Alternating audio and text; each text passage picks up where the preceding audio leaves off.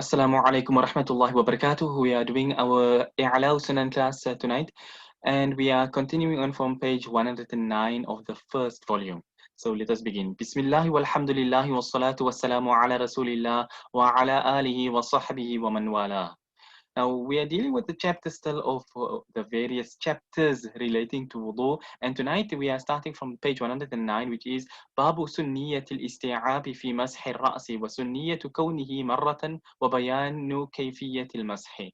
He says this is a chapter regarding the fact that it is sunnah to do isti'ab. What is isti'ab? It means to so to speak, although it means to wash, but in the context of the head, obviously there's no washing, you're wiping. So to wipe the whole head in wudu. Now, as you know from the previous chapters, we were dealing with wiping a portion of the head and not the whole head. So that's now the where we are differing from tonight, inshallah. Bismillah walhamdulillah wa salatu wa salamu ala rasulillah wa ala alihi wa sahbihi wa man wala. So he says the chapter with regards to wiping the entire head, I'm going to put it in simple English, wiping the entire head in wudu, and the fact that it is sunnah to wipe the head once, and the chapter as well describing how the wiping of the head takes place. So our first hadith for the night is hadith number 53. حدثنا سليمان بن حرب قال حدثنا وهيب قال حدثنا عمرو بن يحيى عن أبيه قال شهدت عمرو بن أبي حسن سأل عبد الله بن زيد.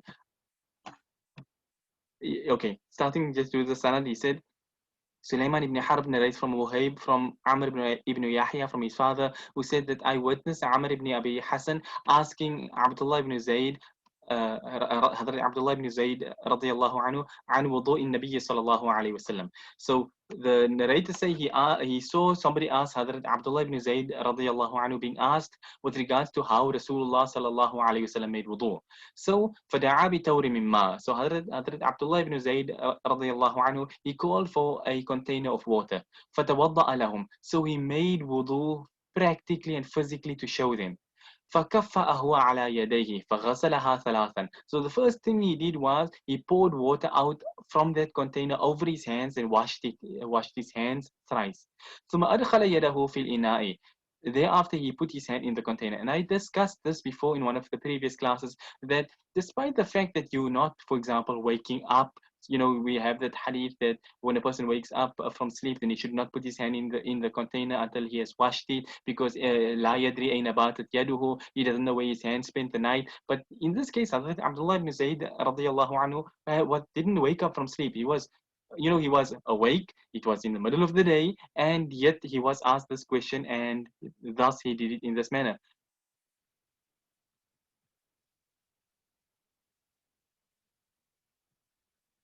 Okay, so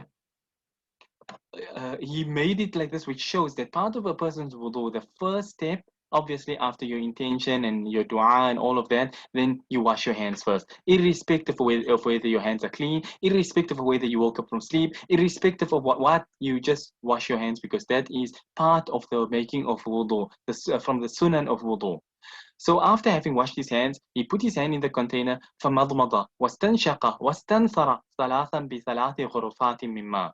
So Hadrat Abdullah ibn Zayd radiyallahu anhu, he rinsed his mouth thrice. وَاسْتَنْشَقَ وَاسْتَنْثَرَ. Istinshaq is to pull water into the nose. Istinthar is to blow the water out. So he took a handful of water, rinsed his mouth, handful of water, rinsed his mouth, handful of water, rinsed his mouth, and did the same thing. Handful of water, pulled into his nose, blew it out. Handful of water, pulled into his nose, blew it out, and did so 3 times. But each time using separate water. ثم أدخل يده في الإناء فغسل وجهه ثلاثا. Thereafter he put his hand again into the container and he washed his face 3 times, meaning 1, put his hand in, take fresh water, put his hand in, take fresh water 3 times in this manner. ثم أدخل يده في الإناء فغسل يديه إلى المرفقين مرتين. Thereafter he put his hand in the container and he washed his hands, meaning his hands again up until his elbows, مرتين. Now for the Hanafis, you know, when we say until the elbows, we mean including the elbows. So washing from the hands, despite the fact that you wash it in the beginning of your wudu, but you wash it again as part of washing your arms. So you washed his hand and his arm right up till and including the elbow. but he did so twice only. Now, why is this? The reason is, we did discuss this before, that Rasulullah sallallahu alaihi wasallam sometimes did it once, sometimes twice, sometimes thrice. Thrice is best, but it was often done in different ways to show people permissibility. So that is why when Hazrat Abdullah ibn Zayd radiallahu anhu was making this wudu, it was because he had seen on occasion Rasulullah sallallahu alaihi wasallam had mixed like this, washing some parts thrice and washing some parts twice. So that's why he did it in this manner. So after washing his arms twice, ثم أدخل يده في الإناء فمسح برأسه. So thereafter he put his hand in the container and he didn't bring it out with a palm full of water. Rather, it came out with his hand and his hands was wet. So فمسح برأسه, he wiped his head. فأقبل بيده وأدبر بها. He wiped from the front to the back and the back to the front. You know, when you've seen somebody do a full wiping of the head in wudu, then they would literally wipe from the front to the back and come again around from the back to the front. That's how you do a full head wipe, as opposed to just maybe, for example, wiping a quarter of your head. After having done that, ثم أدخل يده في الإناء فغسل رجليه. Thereafter, he put his hand in the container and he washed his feet. And he don't mention now whether he washed it once, twice, thrice. In any case, whether it was washed once, whether it was washed twice or thrice, all three would be perfectly fine. حدثنا موسى قال حدثنا وهيب وقال مسح برأسه مرة رواه البخاري. In the narration, the sanad which goes through Musa from Wahib, he said, in that narration, Abdullah ibn Zayd radiallahu anhu wiped his head once. So here he mentioned he wiped his head front to back and back to front, but he didn't say how many times. That narration clarifies it a little bit further, just to say his head was wiped once only. Imam Bukhari reports this hadith, so you know we don't even need to comment on with regards to authenticity. So that's our first hadith. We move on to the next hadith, which is 54. عن عبد الرحمن بن أبي ليلى قال رأيت عليا رضي الله عنه توضأ فغسل وجهه ثلاثا. Imam Abdul Rahman ibn Abi Layla, one of the ulama from the Salaf, obviously, as you can see from the fact that he saw Hadrat Ali radiallahu anhu making wudu. And how did Hadrat Ali radiallahu anhu perform his wudu? فغسل وجهه ثلاثا. He washed his face thrice. وغسل ذراعيه ثلاثا. And he washed his arms thrice. ومسح برأسه واحدة. And he wiped his head once. ثم قال هكذا توضأ رسول الله صلى الله عليه وسلم. رواه أبو داود وسكت عليه وفي التلخيص الحبير بسند صحيح. So Hazrat Ali radiallahu anhu wiped his head once and thereafter said, this was how Rasulullah sallallahu alayhi wasallam made wudu. It obviously, you know, it goes without saying that he washed his feet as well, and he did all the other things such as the Sunan of wudu. He didn't just suddenly come and do 3 of the 4 faraid of wudu and leave it there and say, well, here you go, you don't have to wash your feet. He didn't do such a thing. But the crux of what Hazrat Ali radiallahu anhu was trying to portray and impress upon the people at this time was the wiping of the head once. Like I say, wiping of the head 3 times is in its place, but wiping of the head once is also there. So what he wanted to show was that this is also what Rasulullah sallallahu alaihi wasallam had done. Not that if you only just wash 3 parts, then boom, your wudu is finished. No. So that is what Hazrat Ali radiallahu anhu said. This is how Rasulullah sallallahu alaihi wasallam performed wudu. Now Imam Abu Dawud rahimahullah reports this hadith in his Sunan, and he kept silent with regards to it. When he keeps silent regarding a hadith, it means he regards it to be authentic. In Talkhis al-Habir, a kitab of Imam Ibn Hajar al-Asqalani rahimahullah, Imam Ibn Hajar grades it, saying that its sanad is sahih, it is authentic. So both of the hadith here are authentic. We move on to the next hadith, last one of this chapter as well, hadith number 55. عن ابن عباس رضي الله عنهما رأى رسول الله صلى الله عليه وسلم يتوضأ فذكر الحديث كله ثلاثا قال ومسح برأسه وأذنيه مسحة واحدة. So this hadith has been cut short. Abdullah ibn Abbas radiallahu anhu, he said he saw Nabi sallallahu alayhi wasallam making wudu, and he mentioned the hadith like you know, in the same manner as before, washing the hands and then the face, and each part was being washed thrice.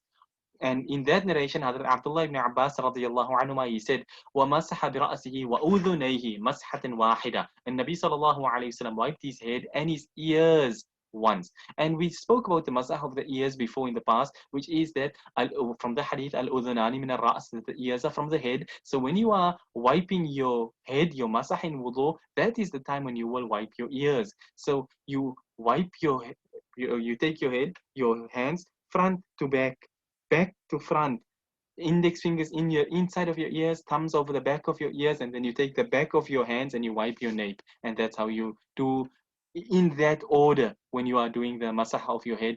Each of these things follows one another at that point in time. So in this hadith, because Nabi sallallahu alaihi wasallam wiped his head once, Nabi sallallahu alaihi wasallam wiped his ears also only once. There's no mention in the hadith of wiping the ears 3 times over. It's just always mentioned about wiping it once. So he says, Rawahu Abu Dawud wa sakata alayhi. Imam Abu Dawud reports the hadith and he keeps silent, which, like you know by now, it means it's authentic. وفي النيل بعد عزوه إلى الإمام أحمد وأبي داود ما نصه أعله الدار قطني وتعقبه أبو الحسن ابن القطان فقال ما أعله به ليس بعلة وإنما إما صحيح أو حسن.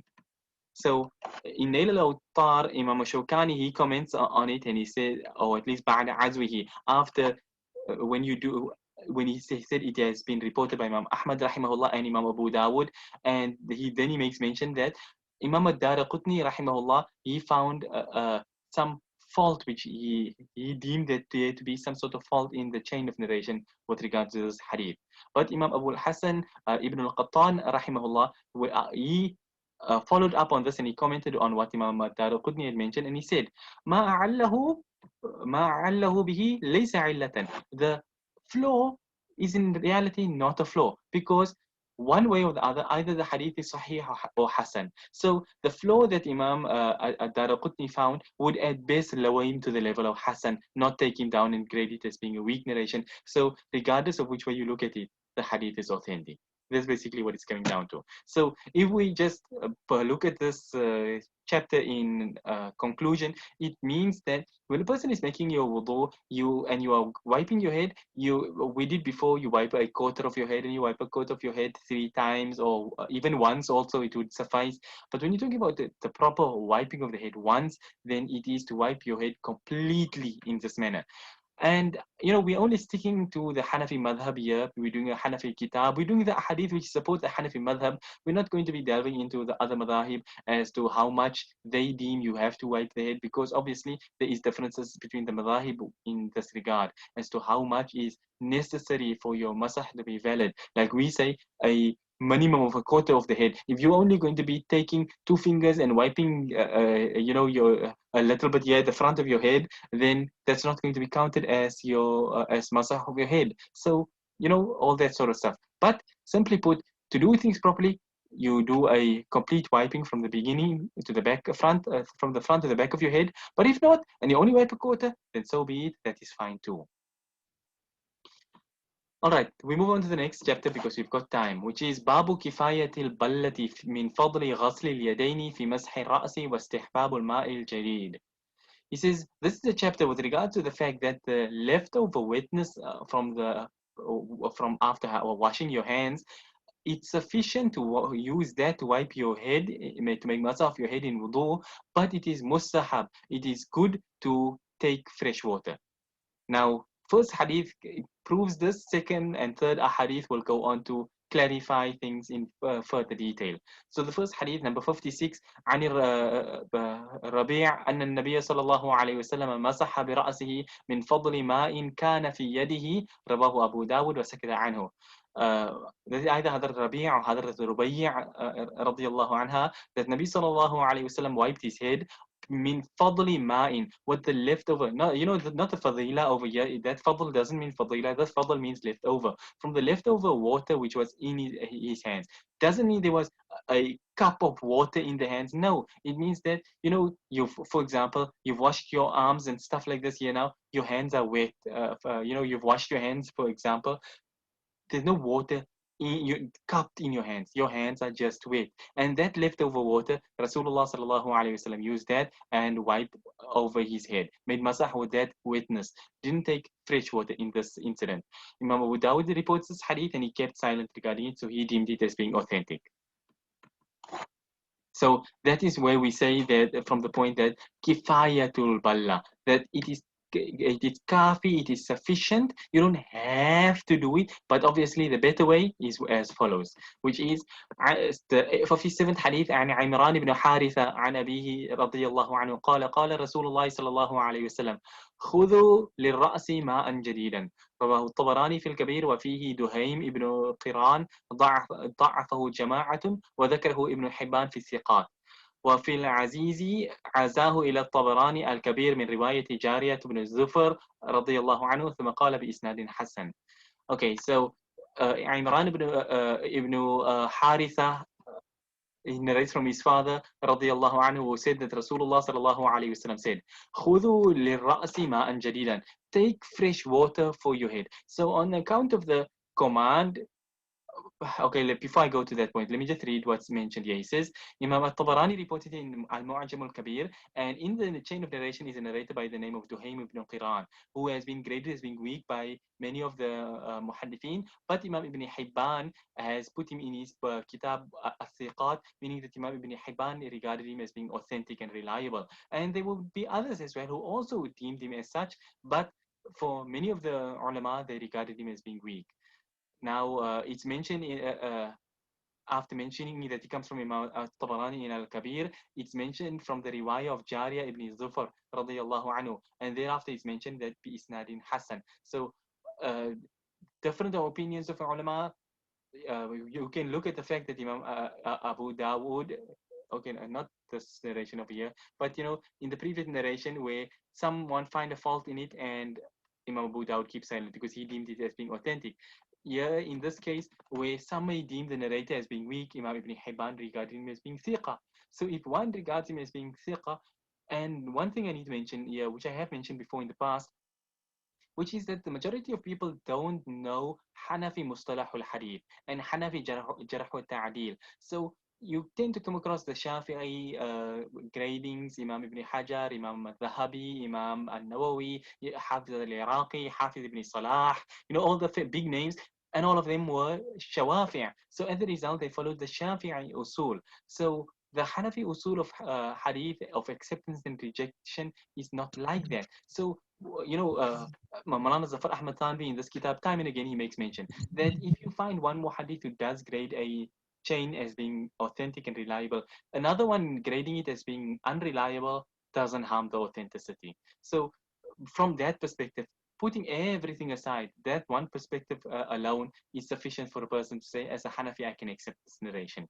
But in any case, like you say, it's mentioned there as well from the riwayah of Jariyah ibn Dhufar that it's reported bi isnadin Hassan, or the Hassan chain of narration. As a result, from that aspect to the narration is authentic. So, خذوا للرأس ماء جديدا, take fresh water for your head.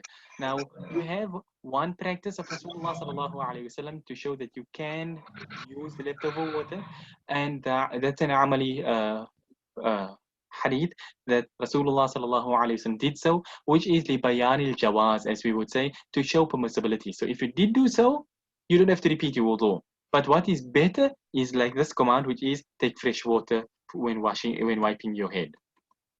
And now we know the last hadith of this chapter, which will put things a little bit more in perspective, which is عن عبد الله بن زيد بن عاصم المازني ثم الأنصاري رضي الله عنه يذكر أنه رأى رسول الله صلى الله عليه وسلم توضأ فمضمض ثم استنه.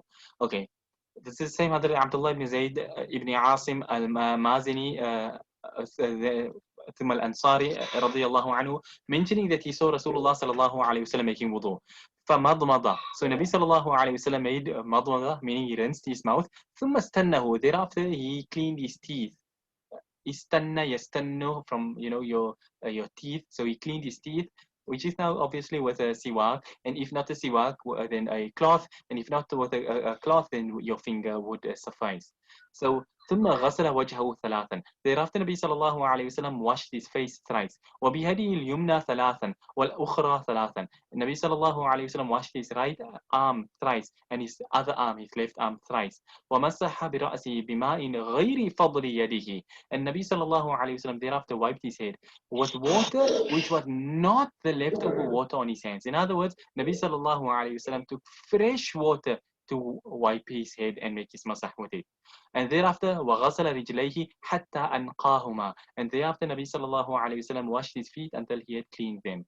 Rawahu Muslim. This hadith is reported by Imam Muslim rahimahullah. So once again, authenticity does not even is not even a point to discuss, because Imam Muslim is reporting it in his Sahih. So at the end of the day, what we are basically coming to the conclusion here is that the most authentic of narrations speak about the fact that Nabi sallallahu alayhi wasallam took fresh water. But there are narrations which speak about using leftover water. But at the end of the day, the fresh water, although if you did not take fresh water, then it would be sufficient as well. All right, so that's that. Let's see how many ahadith is in this chapter here. Okay, let's see how far we can go. No point in cutting off the chapter short when we still got 5 minutes or so left. Okay, let's see. Babu admi wujubi tartibi fil wudu. The chapter regarding the fact that it is not obligatory to have tarteeb in wudu. What is tarteeb? To do things in order. In other words, when we're talking, and I'll just clarify this point already now, which is that we are saying it is not wajib. We are not saying it's okay to go ahead and do it in a different manner. We are just saying that if tarteeb was not followed, your wudu is still valid. Whereas for example, the Shafi'i madhab, they may put tarteeb as being wajib. So if you don't do it in order, your wudu is invalid. That's the distinction we are trying to make. So we are only trying to show that it is not wajib, not that it is okay to wash your feet first and then your arms. We're not saying that at all. But in any case, let us look at what the ahadith say. So hadith number 59. عن أبي موسى عن عمار في حديث طويل ثم أتيت النبي صلى الله عليه وسلم فذكرت ذلك أي تمرغي كالدابة له. Okay. فقال إنما يكفيك أن تصنع هكذا فضرب بيده على الأرض فنفضها ثم ضرب بشماله على يمينه وبيمينه على الكفين ثم مسح وجهه. الحديث رواه أبو داود وسكت عنه ورجاله رجال صحيح إلا محمد بن سليمان الأنباري وهو صدوق كما في التقريب. Okay, so here we have the chapter regarding or at least I should say the hadith, and get picked up from Abu Musa, who narrates from Hazrat Ammar radiyallahu anhu in a lengthy hadith, but he's cutting the entire hadith out because it's a lengthy one and only focusing on the portion in question, which is, he said that I came to Nabi sallallahu alayhi wasallam and فذكرت ذلك, and I mentioned what had taken place of a tamarrughi kadabati, the I think this is referring to the time when the Sahaba radiallahu anhum, when they differed with regards to the method of tayammum, and the one went to roll in the dust, and he made his tayammum in that way. Anyway, so he came to Nabi sallallahu alayhi wasallam, and Nabi sallallahu alayhi wasallam said, "Innama yakfika an tasna'a hakadha." And so Rasulullah sallallahu alayhi wasallam said, "It is sufficient. It would have been sufficient for you to do this." So فضرب بيده على الأرض فنفضها. So Nabi sallallahu alayhi wasallam hit his hand on the ground, فنفضها, and brushed off the excess dust. ثم ضرب بشماله على يمينه ويمينه على الكفين. So thereafter, Nabi sallallahu alayhi wasallam ضرب بشماله, took his left hand on his right hand, and his right hand على الكفين, and his right hand على الكفين, and by, okay, let me put it this way. ضرب بشماله على يمينه وبيمينه على الكفين ثم مسح وجهه. That Nabi sallallahu alayhi wasallam hit his left hand onto his right hand, and his right hand on his palms, and wiped it over his face in that manner.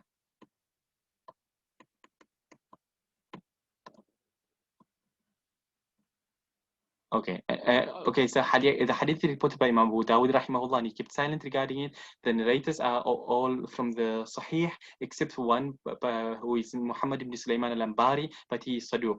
Now, you have thiqa, you've got saduq, and things like this, and I've just mentioned these terminologies already before, which is that a person who is saduq is someone who is you can look at the word saduq, siddiq, sadiq. It means he's truthful. In other words, he's reliable. Yeah, there's a difference in someone who's saduq and someone who is thiqa. Someone who is thiqa is on a higher level, but someone who's saduq is trustworthy as well. So, that's what it boils down to at the end of the day, which is that it's an authentic hadith at the end of the day is simply put what he's trying to say.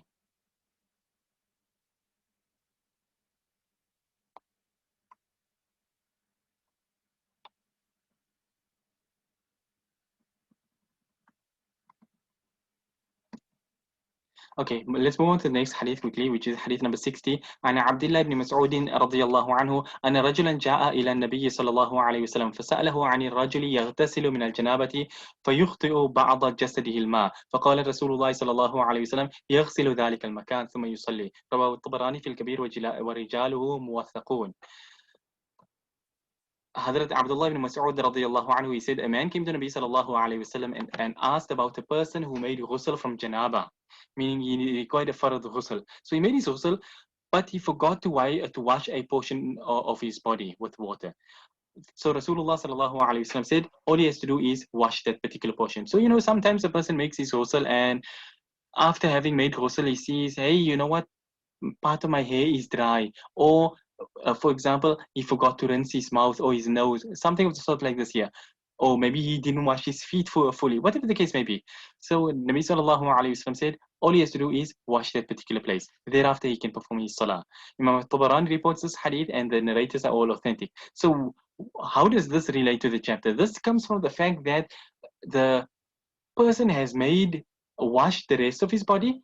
Now he's washing a piece. Maybe, for example, it's his mouth that he's washing. Maybe, for example, it's his hair that he's washing. Obviously, his feet was washed. Now he's going back, in other words, for something which was supposed to have been washed before his feet. So if Tarteeb made it invalid, then this should be invalid as well. And he would basically be told, go make your ghusl over again. So it's one of the ijtihad of the Hanafi ulama that they use a hadith like this as proof to say that on the basis of this hadith, amongst other proofs, but this one is sufficient to prove the fact that if you do not have tartib in your wudu is fine as long as everything is washed. Now, in this case, just to argue from a Shafi'i perspective, they would now say the man didn't do it on purpose, he made a mistake. So as a result, it's not like he did it purposefully. And that's why we will agree and say, yes, nowhere in any hadith or in any of our kitabs are we saying it's okay for you to do it.